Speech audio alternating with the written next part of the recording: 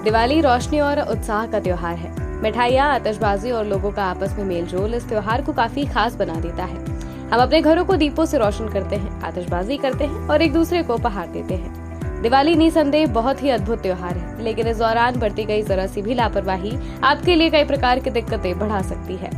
खान पान में गड़बड़ी के कारण ब्लड शुगर और वजन बढ़ने का खतरा रहता है। दिवाली को प्रकाश का पर्व कहा जाता है और ये भारत में मनाए जाने वाले प्रमुख त्योहारों में से एक है।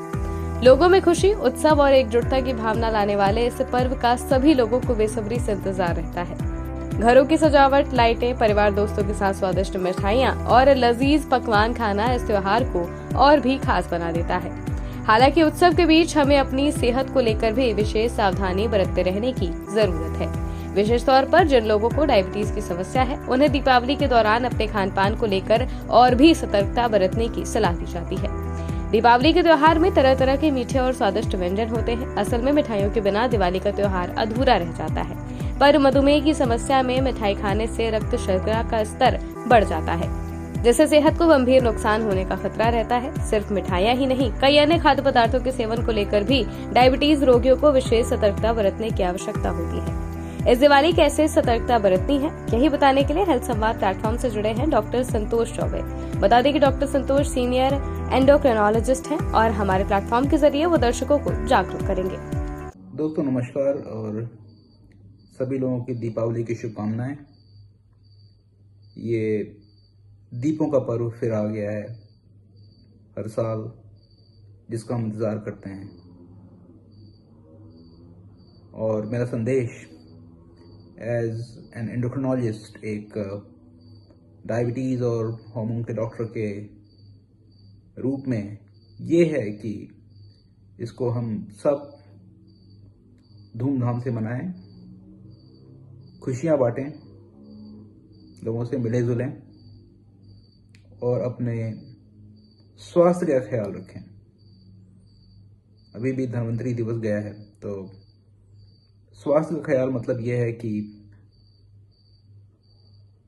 जो कहानियां हैं कि भगवान राम सीता माँ के साथ वापस आए अयोध्या में और पूरा शहर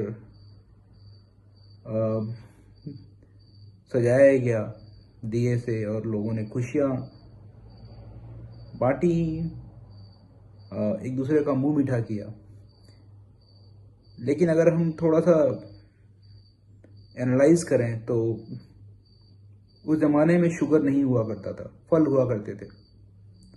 इनफैक्ट इंडस्ट्रियल रिवॉल्यूशन या औद्योगिक क्रांति के पहले शुगर सिर्फ राजा महाराजाओं को मिलता था, उसको स्वीट स्पाइस कहा करते थे। तो अगर आप बहुत अमीर हैं, धनी हैं, तो आपको शुगर का स्वाद लेने की व्यवस्था थी या अरेंजमेंट था, अदरवाइज आप शुगर टेस्ट नहीं कर पाते थे, क्योंकि इसका प्रोसेसिंग बहुत मुश्किल होता था। फिर धीरे धीरे इंडस्ट्रियल रिवॉल्यूशन आया और औद्योगिक क्रांति के बाद शुगर बहुत सस्ता हो गया और शुगर, मैदा और तेल, इन तीनों की एक खास बात यह है कि ये तीनों खाने को स्वादिष्ट बना देते हैं, इनफैक्ट नमक भी। लेकिन ये सारी चीज़ें, चाहे वो नमक हो या शुगर हो या मैदा हो या तेल हो, खाने को स्वादिष्ट बनाएं, लेकिन वो स्वास्थ्य को नुकसान कर सकते हैं अगर हम अपना ध्यान ना दें